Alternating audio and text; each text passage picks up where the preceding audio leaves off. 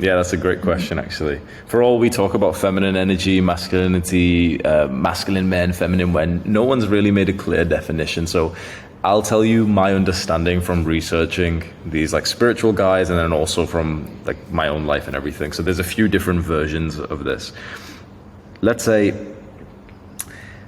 masculine energy and feminine energy.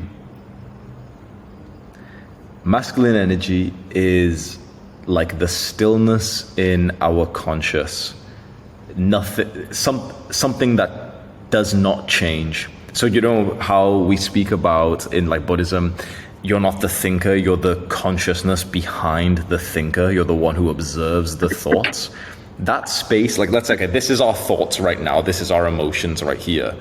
Most people live their lives, like most guys and women will live their lives thinking that they are this. But when you start to study like Buddhism, you start to kind of realize that you're not actually this, you're not this change, you're not this emotion, you're not these thoughts. You're actually behind it, looking at it. You're the one who feels and like observes this change. This stillness here is masculine energy. Masculine energy doesn't change. This is why it's often referred to as like a rock. It's just pure stillness. Then feminine energy is everything that does change. So inside of a man, he will have the masculine energy, which is like the stillness, which does not change. But then he'll have lots of feminine energy, which is his emotions, his thoughts, his feelings, his cravings. The entire world is feminine energy, and women, of course, are a pure like essence of feminine energy because of how changing they are. So all of us have masculine and feminine energy. A woman can still practice Buddhism and take a step back and sort of observe the consciousness that she has. But in general, there'll be more of a unequal split for men and women. So most men will tend to have more masculine energy and have more ability to hold that stillness and to observe the emotions, to observe the thoughts that happen and also the world. And most women will have less of that observing and more of the changing. That's just the energies, and that's more of like a spiritual definition.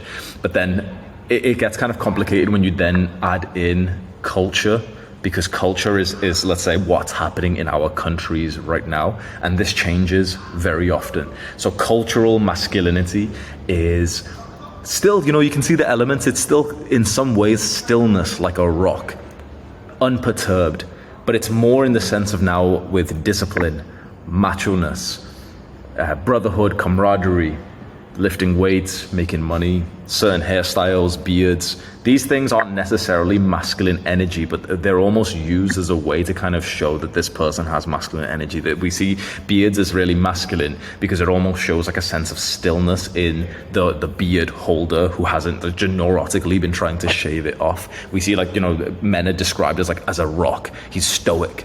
That means he's unperturbed, he's unchanged. And then for women, you can see how women in, let's say, the Western culture, they're like what we think of a feminine woman. What do we think? We think she gets quite emotional. We think she's maybe not so disciplined. We think she's